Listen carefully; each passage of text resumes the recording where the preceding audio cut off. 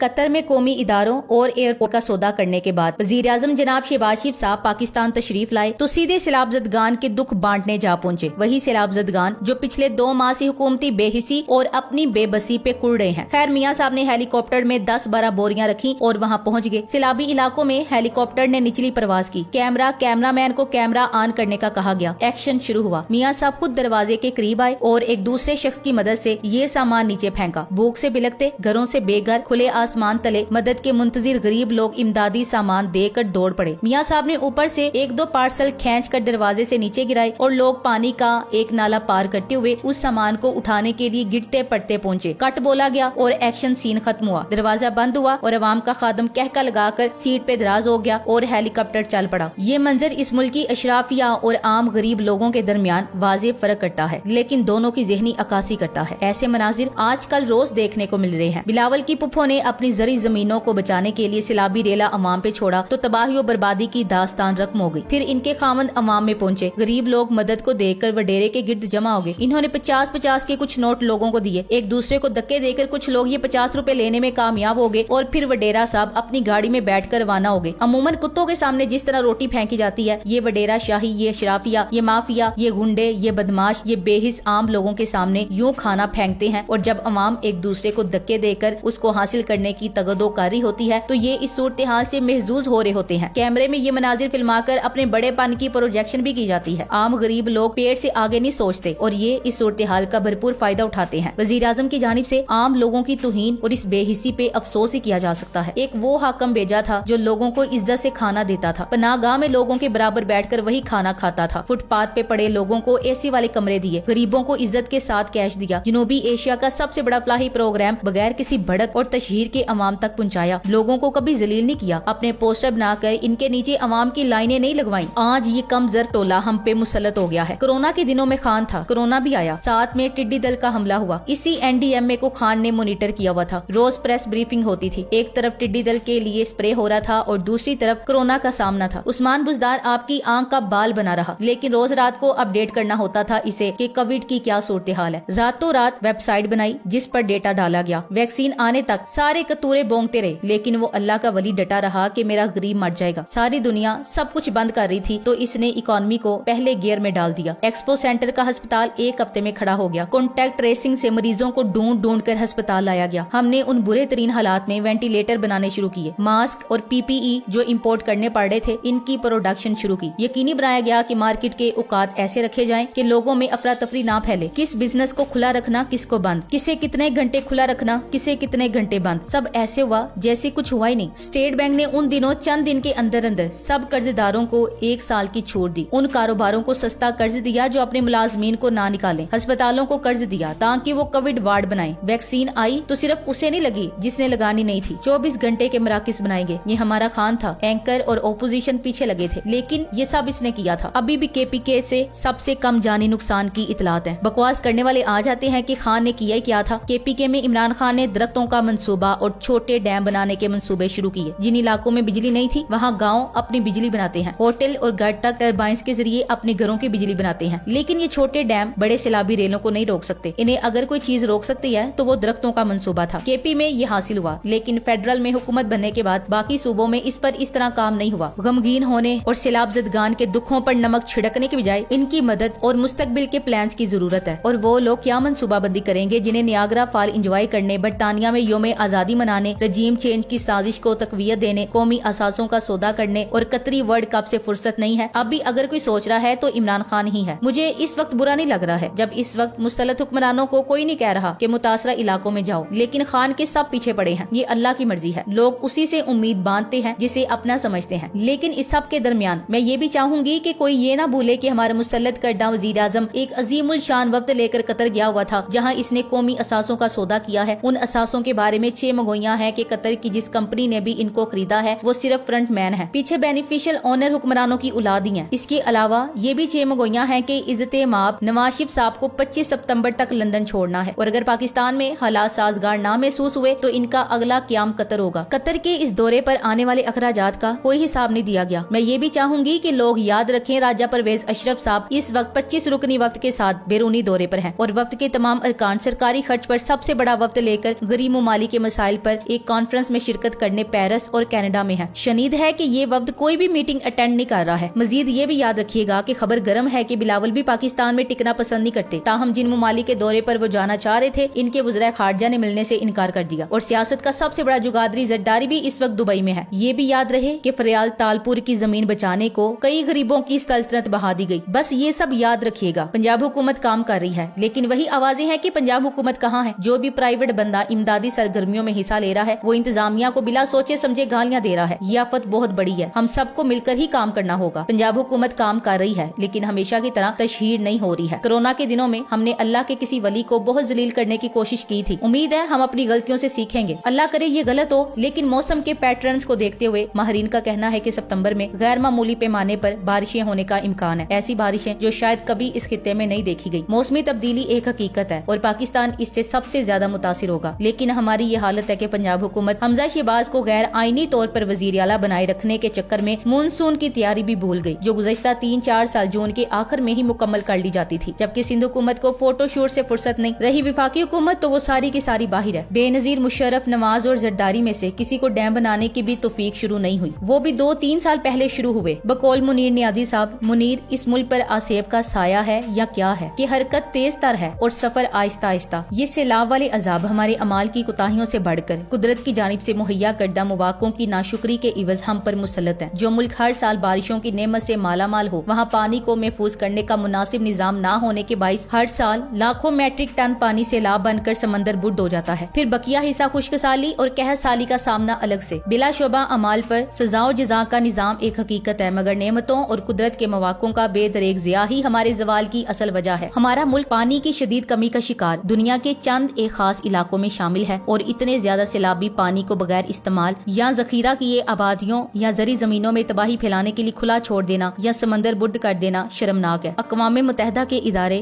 World resource انسٹی ٹیوٹ کی تنبیہ کے مطابق 2030 تک پاکستان میں سالانہ 23 لاکھ افراد سیلاب سے متاثر ہو سکتے ہیں۔ اس وقت ہر سال 7,15,000 افراد سیلابی پانی کی بے رحم موجوں کے رحم و کرم پر ہوتے ہیں۔ سیلاب بھی زلزلے کی طرح ایک قدرتی آفت ہے جو موسمیاتی تبدیلی کی وجہ سے گلیشیئرز پگھلنے اور شدید بارش کی وجہ سے آتا ہے، لیکن سیلاب ایسا نیچرل ڈیزاسٹر ہے جس کی پیشن گوئی ہفتوں قبل ہو جاتی ہے۔ اس سال مئی اور جون کے مہینوں میں شمالی علاقوں میں ریکارڈ گرمی پڑی، جس سے خیبر پختونخوا اور گلگت بلتستان میں سیلاب کا خطرہ تھا۔ دوسری جانب جولائی کے آغاز سے لے کر اب تک پنجاب، بلوچستان اور سندھ میں شدید بارشیں ہوئیں۔ اس وقت سندھ کی تقریباً 50% زمین زیر آب ہے، جس پر 1 فٹ سے لے کر 10 فٹ تک پانی کھڑا ہے۔ بڑے بڑے وڈیروں کے شہر پانی میں ڈوب رہے ہیں۔ جنوبی پنجاب کا حال بھی سندھ سے مختلف نہیں ہے، راجن پور، ڈیرہ غازی خان اور ملحقہ اضلاع شدید متاثر ہیں۔ بلوچستان میں بھی سیلاب اپنی تباہی پھیلا رہا ہے، لیکن وہاں آبادی اور رقبے کے تناسب میں بہت زیادہ فرق ہونے کی وجہ نقصان کم لگ رہا ہے۔ پرسوں سے سوات اور خیبر پختونخوا میں بھی سیلاب اور پانی کے ریلے بہہ رہے ہیں۔ Thanks for watching. اللہ حافظ۔